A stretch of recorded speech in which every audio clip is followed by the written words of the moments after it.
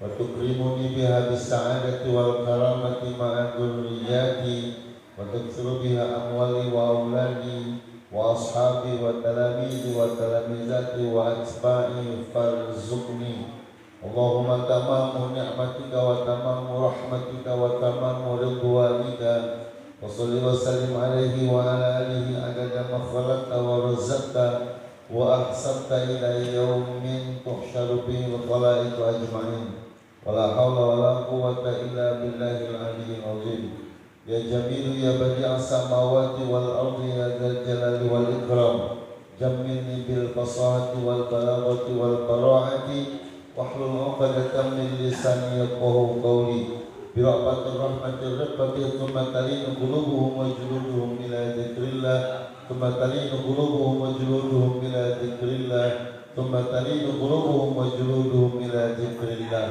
قال المؤلف رحمه الله تعالى ونفعنا به وبعلومه وعلوم مشايخه في الدارين آمين آمين آمين يا الله يا رب العالمين.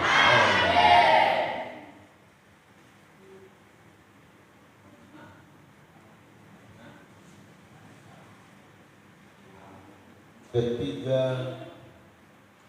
telah diketahui pula bahwasanya wajib bagi Allah Subhanahu wa ta'ala tanazzuhuhu ta'ala 'anil aghradi dan mustahil padanya lawanannya. Allah Jalla Jalaluh, Tuhan yang wajib disembah, yang tidak ada Tuhan selain Allah, yang menciptakan segala alam jagat raya, yang disiapkan alam jagat raya itu oleh Allah untuk manusia, dan semua yang diciptakan oleh Allah mulai dari langit beserta dengan isinya dan juga bumi dengan segala isinya, Allah ciptakan itu semua, tetapi Allah tidak mengambil keuntungan dari ciptaan-ciptaannya. Allah tidak ngambil untung, kalaupun Allah ciptakan langit yang tinggi menjulang. Allah tidak ngambil untung dengan Allah ciptakan segala bentuk planet dari Mars, Merkurius, Uranus, Saturnus sampai kepada Jupiter dan Pluto serta planet-planet lainnya yang bertebaran di ruang angkasa yang sampai saat ini belum ada satu manusia pun yang dapat menghitung seberapa banyak jumlah planet yang diciptakan oleh Allah Subhanahu wa ta'ala, karena begitu amat sangat luas langit yang Allah ciptakan dan begitu amat sangat banyak benda-benda langit berupa planet-planet, berupa bintang-bintang yang bertebaran di atas sana. Dan semua yang Allah ciptakan sama sekali Allah tidak mengambil keuntungan. Beda dengan manusia, beda dengan makhluk-makhluk. Setiap apa yang dibuatnya, setiap apa yang diciptakannya, setiap apa yang ditemukannya, pastilah mereka-mereka yang membuat itu semua mengambil keuntungan. Betul? Kita bikin sumur, kita gali sumur, apa yang hendak kita ambil dari itu semua? Kita ambil keuntungan air yang keluar dari dalamnya. Kita gali pegunungan, memancarkan air, kita ambil keuntungan dari pancaran air yang ada di pegunungan. Kita tanami pohon-pohon di hutan belantara, kita ambil keuntungan darinya. Bahkan kita buat rumah, kita ambil keuntungan dari rumah yang kita buat. Bahkan kita buat jalan raya, kita ambil keuntungan dari jalan raya yang kita buat. Singkatnya, segala yang diperbuat oleh manusia, pastilah manusia mengambil keuntungan dari itu semua. Tetapi Allah, apa saja yang Allah buat, apa saja yang Allah ciptakan, sama sekali Allah Maha Suci dari mengambil faidah, mengambil keuntungan terhadap segala ciptaannya. Kenapa? Karena Allah Ghaniyun 'anil alamin. Allah kaya dari sekalian alam. Allah enggak butuh alam. Allah enggak butuh alam yang diciptakannya. Karena alam yang diciptakan oleh Allah bukan buat Allah, tetapi buat makhluk-makhluknya.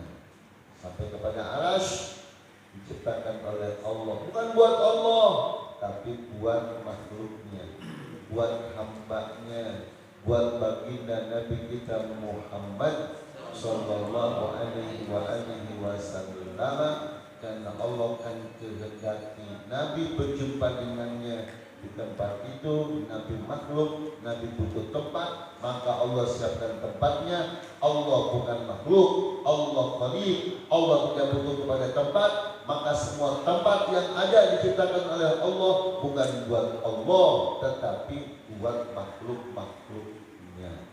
Termasuk tempat ini diciptakan oleh Allah bukan buat Allah, tetapi buat makhluk-makhluknya. Kalaulah Allah menciptakan alam jagat raya yang begitu amat sangat luas dan Allah siapkan buat makhluknya, lalu bagaimana sikap kita kepada Allah yang sudah begitu amat kasih kepada hamba-Nya, begitu amat kasih kepada kita? Apakah pantas kita menentang Allah? Apakah pantas kita melawan Allah? Apakah pantas kita mensekutukan Allah? Apakah kita pantas untuk menentang semua perintah-perintah Allah? Jawabannya, buat orang yang beriman pasti tidak layak, pasti tidak pantas. Kita ingkar kepada Allah, kita mensekutukan Allah, itu enggak pantas. Kita musyrik kepada Allah, enggak pantas. Kita kufur kepada Allah, enggak pantas. Pantas enggak? Enggak pantas. Allah baik sekali, Allah Maha Rahman. Dia berikan manusia, Dia berikan makhluk-makhluk semua kebutuhan mereka sudah disiapkan oleh Allah. Kita mau ingkar sama Allah, pantas enggak kira-kira? Enggak pantas. Maka manakala ada manusia yang ingkar kepada Allah, Allah sendiri yang memvonis mereka dengan sebutan kafirun. Kafirun. Apa artinya? Kafirun itu artinya orang yang menutup diri dari kebenaran Allah, menutup diri dari kebenaran para nabi, menutup diri dari kebenaran Al-Qur'an. Maka mereka disebut dengan sebutan kafir oleh Allah. Maka mereka divonis oleh Allah punya titel kafir. Artinya orang yang menutup diri, tidak menerima ketentuan Allah, hukum-hukum Allah, ketentuan Rasul, hukum-hukum para Rasul. Maka mereka punya nama lain, sebutan lain, bukan mukmin, bukan muslim, tapi kafir. Sementara muslim, man aslama amrohu ilallah, orang yang menyerahkan diri segala urusannya kepada Allah. Kalaulah memang Allah menetapkan hukum demikian, maka ia menjalani hukum itu, tidak menentang hukum Allah. Maka siapa saja yang menentang menutup diri dari hukum dan ketentuan Allah, mereka punya predikat kafir. Bagi mereka yang menentang Allah, disiapkan oleh Allah tempat kembalinya adalah neraka. Dan buat orang yang iman kepada Allah, disiapkan oleh Allah tempat kembalinya adalah syurga. Tinggal manusia mau kembali kepada Allah nempatin syurga atau kembali kepada Allah nempatin neraka. Allah sudah siapkan, dan Allah begitu amat sangat bijak. Ia berikan pilihan kepada manusia. Hidayah telah Allah turunkan, petunjuk telah Allah sampaikan. Tinggal bagaimana manusia mau mengambil sikapnya. Mau mengambil sikap sebagai ahli surga dengan iman dan resiko yang begitu berat, atau ingin mengambil neraka dengan kafir yang resikonya gak berat. Orang kafir itu gak ada resiko, karena mereka menetapkan hukum berdasarkan kepada kemauan mereka sendiri. Kalau mereka menetapkan hukum berdasarkan kemauan Allah dan Rasulnya, mereka nggak lagi jadi kafir, mereka malah jadi muslim, orang yang menyerahkan diri dengan segala urusannya kepada Allah.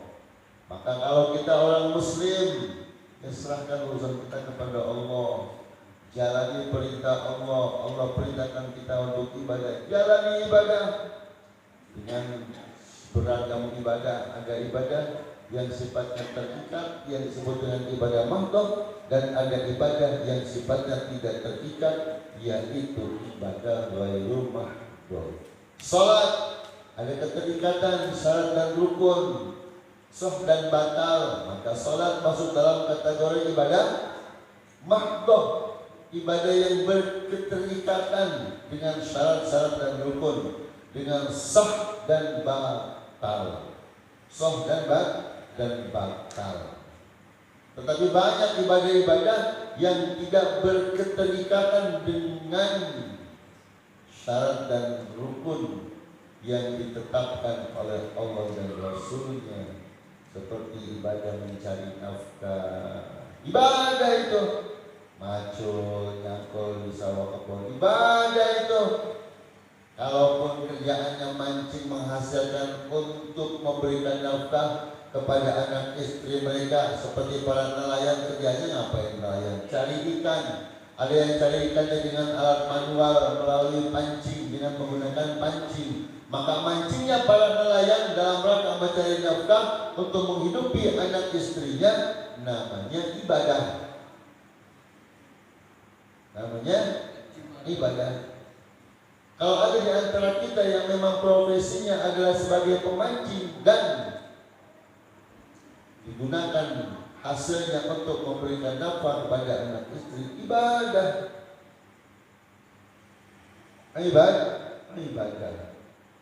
Ketika kita bekerja di sebuah perusahaan, status kita sebagai seorang karyawan, maka pekerjaan kita yang kita lakukan dalam rangka untuk mencari nafkah buat anak dan istri namanya ibadah.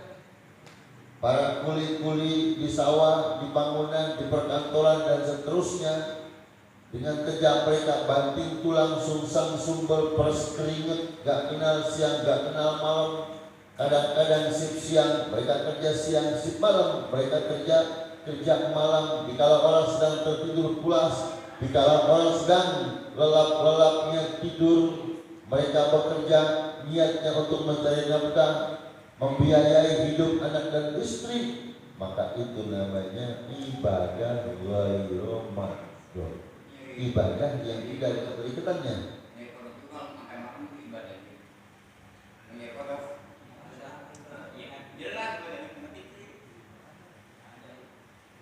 Kalau yang kerjanya cari kodok buat umpan lele, cari kodok buat umpan ikan, cari kodok buat umpan binatang-binatang ternak ibadah. Tapi kalau jadi kodoknya buat dijual, ya nggak boleh jual kodok. Kalaupun dia mau nyari kodok, jangan buat jual. Cari kodok, ada orang yang butuh kodok, dicariin tuh si kodok. Cuman jangan dijual. Cuman minta apa? Cuman minta upah dia begadangnya. Kodoknya nggak dijual, ya. Jasa nyari kodok, jasa nyari kodok. Itu orang yang butuh kodok, terserah dia mau apain itu kodok, bukan urusan kita, bukan urusan kita cari kodok, ya. Seperti itu, Pak. Insya Allah itu pun masih termasuk mencari nafkah. Kalau memang dia mencari nafkahnya untuk anak istri, kalau dia nyarinya buat jual kodoknya, nggak boleh. Tapi tukang kodok punya ilmunya nggak itu kira-kira begitu kira-kira, ya? Punya ilmunya nggak kira-kira begitu masalahnya. Makanya kita diwajibkan untuk belajar menuntut ilmu dalam segala hal, dalam segala situasi dan kondisi. Maka pengarang kitab Ta'lim Muta'alim memberikan penjelasan dari seorang ulama. Di kampungnya dia diminta untuk memberikan penjelasan-penjelasan tentang hukum, tapi yang dia sampaikan adalah ilmu-ilmu tentang mencari nafkah, ilmu-ilmu tentang jual beli. Kenapa? Karena ilmu-ilmu ini dibutuhkan oleh setiap orang mukmin agar transaksinya, agar jual belinya, agar usahanya benar-benar usaha yang dihalalkan, usaha yang dibolehkan oleh Allah dan Rasulnya. Diajari mana cara yang halal dan mana cara yang haram, mana usaha yang boleh dan mana usaha yang enggak boleh. Tapi kadang-kadang dasar manusia nggak mau kalah set ketika dilarang, ketika dianjurkan. Jawabannya, ya Bang Haji, boro-boro jangan begitu nyari yang halal, nyari yang haram aja susah Bang Haji. Ini manusia kebangetan bodoh namanya. Manusia kebangetan bodoh. Kalau punya prinsip nyari yang haram aja susah, apalagi yang halal. Kebangetan bodoh itu manusia. Padahal jalan usaha banyak sekali dengan cara yang halal, dan bahkan usaha itu sendiri halal. Banyak. Hanya orang-orang yang bodoh yang punya prinsip seperti tadi. Jangankan cari yang halal, yang haram saja susah. Banyak yang kayak gitu. Nyari yang haram aja susah, apalagi yang halal. Enggak susah, kok gampang. Apalagi hidup di akhir zaman, di era teknologi, serba canggih. Jika kita membuka tutupan-tutupan di dalam pemikiran kita membuka tutupan-tutupan di dalam pendengaran kita membuka tutupan-tutupan hijab-hijab yang disebut dengan kebodohan pada diri kita. Nggak ada yang susah kok, nggak ada yang susah, gampang. Saya pernah privat di rumah orang Brunei Darussalam. Rumahnya di Bintaro. Dari sejak anaknya baru bisa ngomong, anak ini sudah jadi asuhan saya. Saya bina ini anak sampai dengan SMP dan bahkan SMA. Berapa tahun ini anak saya bina untuk belajar baca Al-Quran dan belajar akhlak yang baik, akhlak yang mulia. Selama itu saya nggak pernah ketemu ibunya, hanya ketemu pembantunya. Kalaupun mau bicara, cuma via telepon. Ibu kerjanya di ruang atas. Setiap hari dia kerja di rumah, nggak keluar. Melalui apa? Melalui layar komputer, melalui laptop, kerjanya kayak gitu. Kecuali suaminya, ya kerjanya di tambang besi, pandai tambang besi Kulon, apa namanya? Krakatau Steel. Dan saya pun seumur anak itu belajar ngaji sama saya asalnya itu baru 1 kali ketemu. Itu pun ketika si ayah hendak mengajak anaknya pulang kampung ke Brunei Darussalam. Masya Allah. Ternyata prinsip-prinsip untuk mendapatkan yang halal itu sangat banyak dan terbuka. Sangat banyak dan terbuka. Oleh karena kebodohan yang ada di dalam diri kita itulah yang menghalangi kita untuk mendapatkan yang halal, sehingga kita punya prinsip jangankan mencari yang halal, mencari yang haram saja susah. Ya, Masya Allah. Udah Tom, sini, ini ya. Ya, begitu. Jangan mencari yang halal, yang haram saja susah. Masya Allah. Sehingga kita kembali kepada Allah Subhanahu wa Ta'ala, bahwa Allah sudah menyiapkan segalanya untuk manusia, dan Allah yang menyiapkan untuk manusia, dan Allah yang menjadikan segalanya untuk manusia. Allah sama sekali tidak mengambil untung dari semua yang diciptakannya, dan bahkan dari semua ketentuan hukum yang dibuatnya, Allah tidak mengambil keuntungan sedikit pun, sehingga hukum yang datang dari Allah disebut dengan hukum Tuhan dalam perspektif hukum-hukum di dunia. Ya. Namanya hukum Tuhan.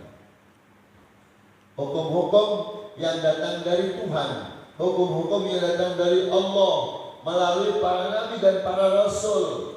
Diatur tata kehidupan manusia melalui lisan-lisan para nabi, melalui sabda-sabda para rasul alaihi wassalatu wassalam. Sudah barang tentu kalau Allah yang menetapkan hukum itu untuk manusia, tidak ada yang salah sedikit pun. Lagi-lagi iblis punya kepentingan untuk menghancurkan kebenaran hukum yang datang dari Allah melalui otak-otak manusia dengan beragam pendidikan yang diperoleh oleh mereka dari guru-guru mereka.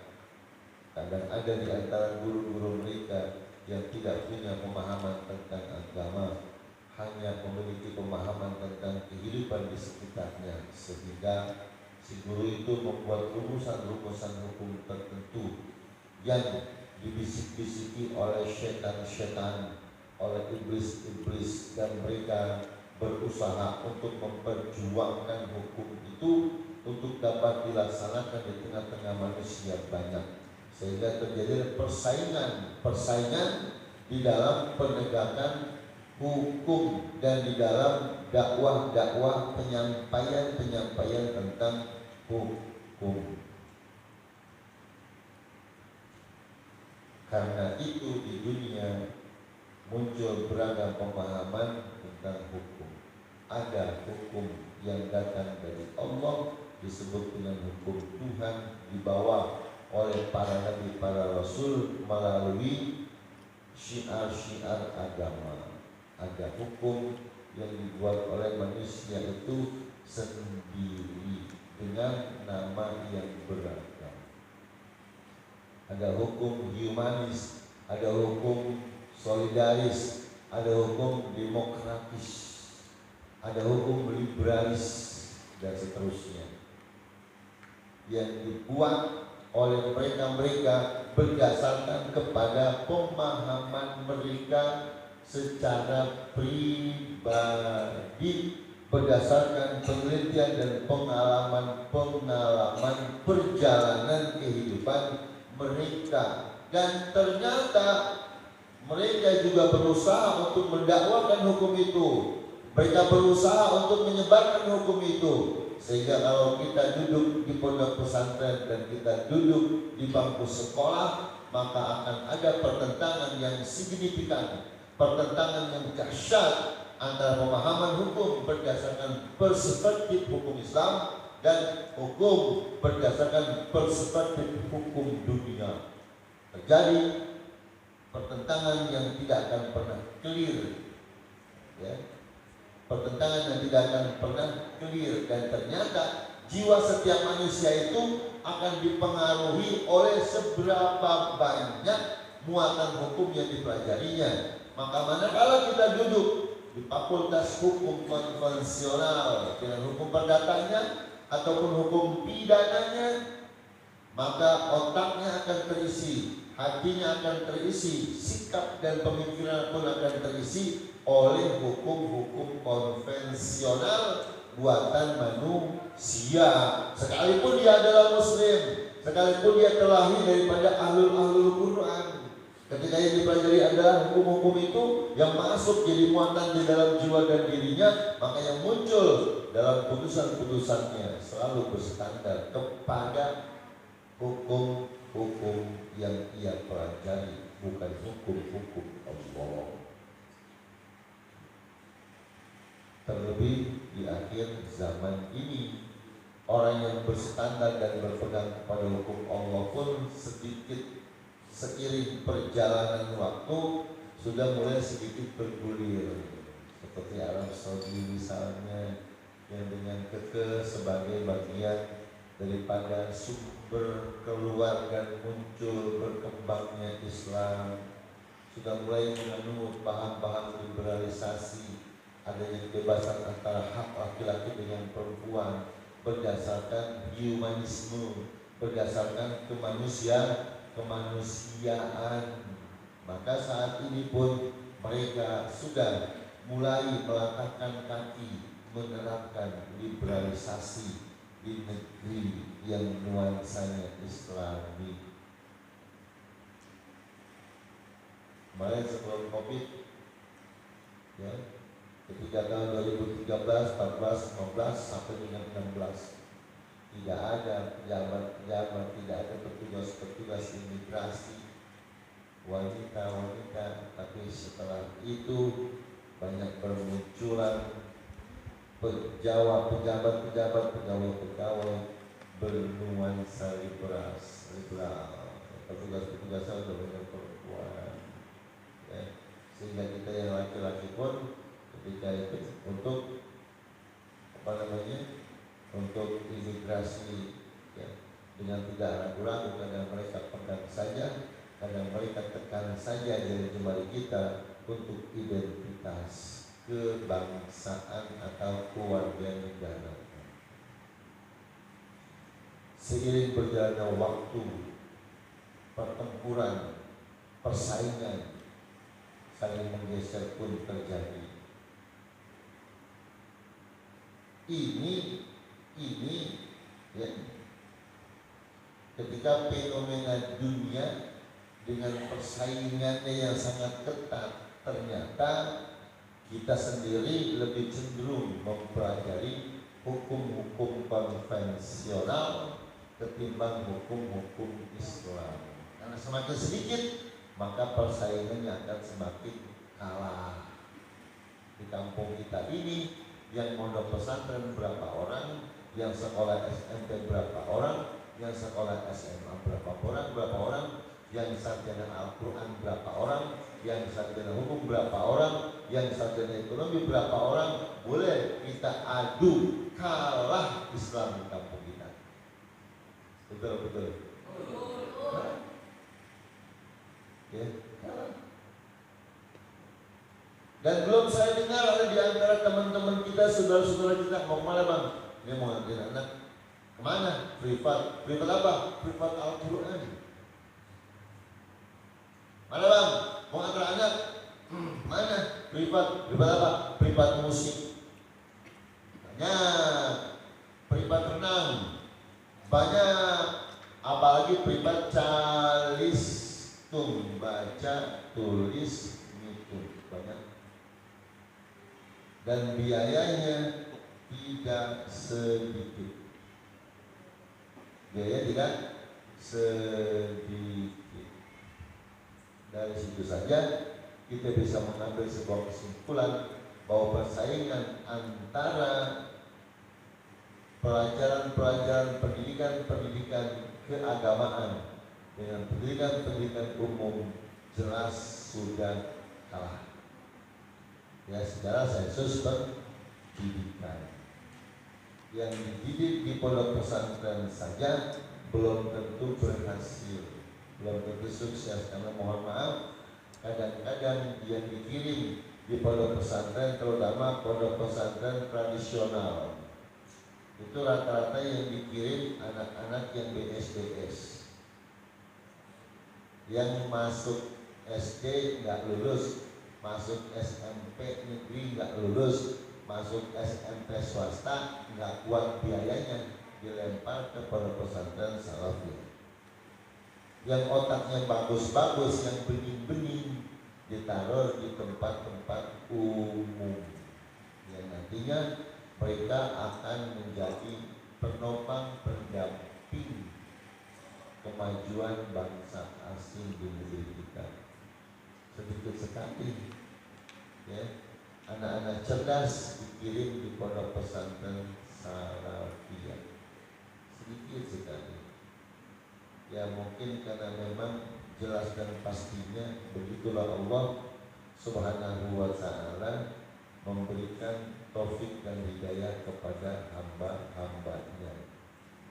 Tinggal kita sebagai orang tua dari anak-anak, dimanapun anak kita bersekolah, dimanapun anak kita mengenyam pendidikan, utamakan agamanya, tauhidnya, akhlaknya. Ya, tambahkan mendidik anak di pondok pesantren Salafiyah saja sangat sulit dan sulit untuk mendapatkan kesuksesan, keberhasilan. Berat. Kalau ngajar anak pinter, sama ngajar anak bodoh tidak. Ngajar anak pinter, rotot doang kita, hidup doang paham. Kalau ngajar anak bodoh, mulut memeniran, masih belum paham-paham. Benar? Iya. Disuruh ngapal satu ayat setahun gak ada apa-apa. Tapi kalau anak cerdas jangan setahun, ya sekali lihat, buka, lihat, tutup, apa? Ya. Syukur alhamdulillah masih ada banyak lembaga pendidikan Islam, walaupun biayanya puluhan juta, ratusan juta, yang masih dominasi pendidikannya hafal Quran atau tahfiz Quran atau pendidikan akhlak lainnya. Walaupun begitu, tetap saja ketika bicara tentang salat, bicara tentang tauhid, tetap saja karena anak-anak kita yang di pondok pesantren pulang sampai di rumah salatnya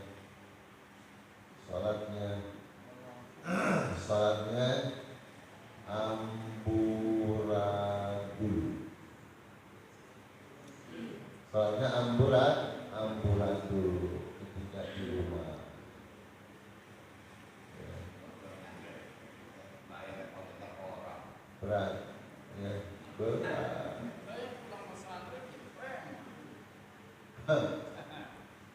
Iya. Kenapa? Karena memang bahannya kalau tuh bocahnya cerdas, kalau tuh bocahnya pintar, dimasukkan dia ke pondok pesantren, pulang-pulang menjadi ulama. Nah, kalau bocahnya boncos, ya begitu pulang bawaan bahannya si anak nih. Makanya kita kudu tegas, benar-benar tegas. Ya, saya merasakan memang sangat-sangat berat, sangat berat.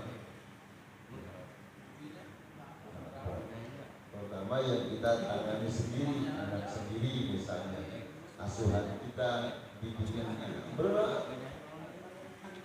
Apalagi gedenya nggak dikasih, Masya Allah.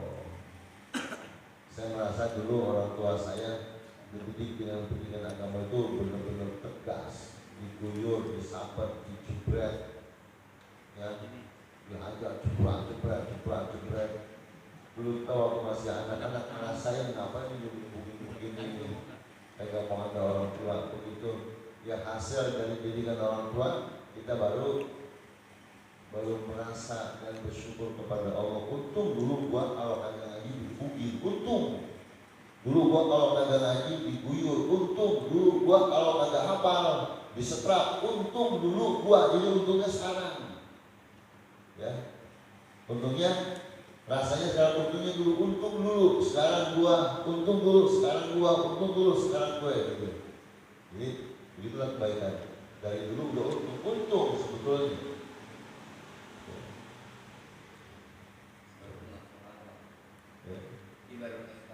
Ya baru enggak sekarang begitu enggak, kita ingin terapkan itu kepada anak-anak kita, tapi nggak bisa.